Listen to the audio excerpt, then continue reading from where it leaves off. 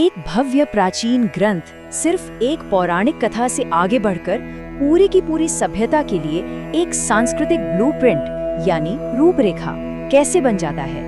आज के इस विश्लेषण में हम बिल्कुल इसी सवाल की गहराई में उतरने वाले हैं। चलिए सबसे पहले आज के सफर का एक छोटा सा रोड मैप देख लेते हैं। हम शुरुआत करेंगे सभ्यता की रूपरेखा से, फिर सुनेंगे कौशल राज्य की गूंज, उसके बाद समझेंगे प्राचीन भारत के आदर्शों को, फिर हम जानेंगे कि ये सब एक मिथक से कहीं अधिक कैसे है, और अंत में बात करेंगे भारत की जीवंत सांस्कृतिक विरासत की। तो बिना किसी देरी के बढ़ते हैं अपने पहले हिस्से की तरफ, सभ्यता की रूपरेखा जो हमें हमारे प्राचीन डीएनए की एक झलक देती है।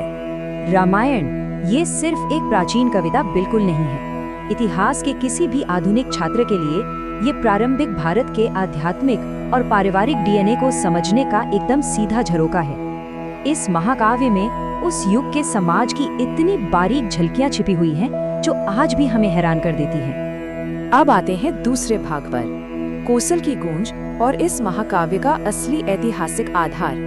अगर हम इतिहास के पन्नों को पलटें और इस टाइमलाइन पर नजर डालें तो ये साफ हो जाता है कि कैसे 1000 ईसा पूर्व के आसपास प्राचीन कौशल और विदेह राज्यों का जो वास्तविक इतिहास था वो धीरे धीरे विकसित होकर 4वीं शताब्दी ईसा पूर्व तक एक विशाल महाकाव्य में बदल गया। और मजे की बात तो ये है कि इसी ने आगे चलकर 16वीं शताब्दी तक आते आते भारत में बड़े पैमाने पर धार्मिक सुधारों की एक बेहद मजबूत नींव रखी। यहाँ एक बात समझना बहुत ही जरूरी है, ये जो प्राचीन जातियां थी ना, ये केवल पौराणिक योद्धा नहीं थी। रामायण के लिखे जाने से बहुत पहले ही इन्होंने उस समय के विश्व प्रसिद्ध विश्वविद्यालयों, जिन्हें परिषद कहा जाता था, उनका निर्माण कर लिया था। इन्होंने प्राचीन वैदिक भजनों का संकलन किया, उपनिषदों में सार्वभौमिक आत्मा पर गहरा शोध किया और विज्ञान और दर्शन का विकास कर पूरी की पूरी भारतीय सभ्यता को एक नया आकार दिया। मशहूर अनुवादक रोमेश सी दत्त ने इस बात को बड़ी ही खूबसूरती से समझाया है। उनका कहना था कि कवि की कल्पना में कौशल और विदेह का युग उन सभी चीजों से जुड़ा था जो महान और गौरवशाली हैं। मतलब महाकाव्य के रचनाकारों ने पीछे मुड़कर कौशल और विदेह के उस वास्तविक काल को देखा और अपनी शानदार रचनात्मकता से उस इतिहास को एक सच्चे स्वर्ण युग के रूप में हमेशा हमेशा के लिए अमर कर दिया। चलिए अब अपने तीसरे हिस्से की ओर कदम बढ़ाते हैं, प्राचीन भारत के आदर्श और कैसे ये इतिहास से निकलकर हमारे सांस्कृतिक आदर्श बन गए। ये तुलना वाकई बहुत दिलचस्प है। एक तरफ है महाभारत की दुनिया जहाँ राजनीतिक जीवन है, महत्वाकांक्षा है और एक भीषण युद्ध है। वहीं दूसरी तरफ है रामायण, जहाँ बात होती है घरेलू जीवन की, धार्मिक भक्ति की, सहनशीलता की और नैतिक कर्तव्यों की। ये जो अंतर है ना, ये पूरी तरह से स्पष्ट कर देता है कि आखिर क्यों रामायण हमारे दैनिक जीवन के लिए सबसे बड़ा नैतिक मार्गदर्शक बन गया। इसकी धुरी कोई राजनीति नहीं बल्कि एक एकदम आदर्श जीवन शैली है। और जब आदर्शों की बात होती है तो सहनशीलता सबसे ऊपर आती है।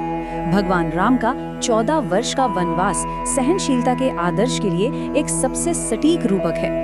ये अवधारणा की परीक्षा, भारी कष्ट और अपने कर्तव्य के प्रति कठोर निष्ठा ही एक धर्मी जीवन और अंतिम विजय का रास्ता है।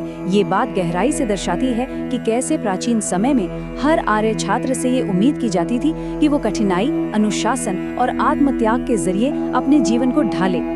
सहनशीलता के साथ साथ यहाँ असीम भक्ति का एक बहुत ही खूबसूरत सांस्कृतिक आदर्श भी उभर कर सामने आता है। सीता माता की निष्ठा देखिए, अत्यधिक दबाव और भयंकर कष्ट में भी उन्होंने पारिवारिक वफादारी और प्रेम का एक ऐसा अद्वितीय प्रतिमान स्थापित किया कि विश्व साहित्य में नारी प्रेम, सत्य और भक्ति का इससे ऊंचा कोई आदर्श शायद ही देखने को मिलता है। ये आज भी एक बहुत बड़ी मिसाल है। अब आते हैं हमारे चौथे भाग पर, एक मिथक से कहीं अधिक और इसका सामाजिक धार्मिक प्रभाव। एक बात जो इसे सच में पूरे भारत का महाकाव्य बनाती है वो है इसका क्षेत्रीय भाषाओं में अनुवाद। 1100 ईस्वी में तमिल अनुवाद से लेकर तुलसीदास जी का हिंदी रूपांतरण, कृत्तिवास का बंगाली और श्रीधर का मराठी अनुवाद, इन सभी ने एक बेहद महत्वपूर्ण भूमिका निभाई। इन्होंने ये सुनिश्चित किया कि ये प्राचीन परंपराएं किसी एक क्षेत्र तक सीमित न रहें बल्कि देश के कोने कोने तक पहुंचकर पूरी भारतीय सभ्यता को सांस्कृतिक रूप से एक धागे में पिरो दें। और इसका प्रभाव केवल साहित्य तक ही सीमित नहीं रहा। रामायण ने देश में बड़े पैमाने पर लोकप्रिय एकेश्वरीवादी आंदोलनों का रास्ता भी साफ किया, चाहे वो दक्षिण भारत में 12वीं शताब्दी के रामानुजों उत्तर भारत में रामानंद हो या फिर बंगाल में चैतन्य। कबीर जैसे सुधारकों ने तो राम को परमात्मा के अवतार के रूप में मानकर विविध समूहों और यहाँ तक कि हिंदुओं और मुसलमानों को भी एक ईश्वर की पूजा के तहत एकजुट करने का प्रयास किया। इतिहास के किसी भी आधुनिक छात्र के लिए ये तथ्य सच में होश उड़ा देने वाला है। 24,000 इस महाकाव्य के 24,000 श्लोकों को पीढ़ियों तक अत्यंत मेहनती छात्रों ने सिर्फ और सिर्फ अपनी मौखिक स्मृति के माध्यम से संरक्षित किया। जरा सोचिए, बिना किसी लिखित दस्तावेज के केवल सुनकर और रटकर इतनी विशाल रचना को सुरक्षित रखना सच में किसी चमत्कार से कम नहीं है। और अब हम पहुंच गए हैं अपने आखिरी भाग पर, भारत की जीवंत सांस्कृतिक विरासत, एक ऐसी परंपरा जो आज भी पूरी तरह से जीवित है।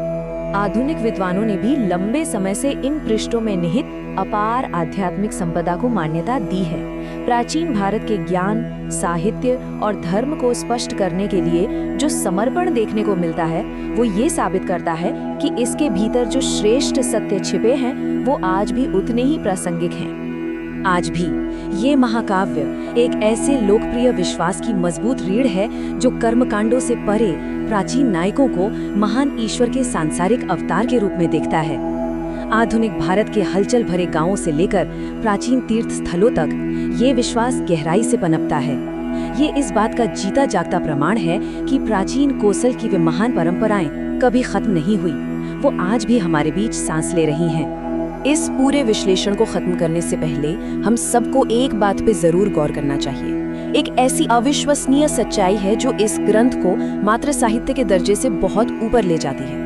पूरी दुनिया में ऐसे और कितने प्राचीन ग्रंथ हैं जिन पर आज भी हर एक दिन करोड़ों लोग विश्वास करते हैं, उन्हें जीते हैं और उनके आदर्शों के अनुसार काम करते हैं? शायद बहुत कम। और यही रामायण की सबसे बड़ी और स्थायी जीत है।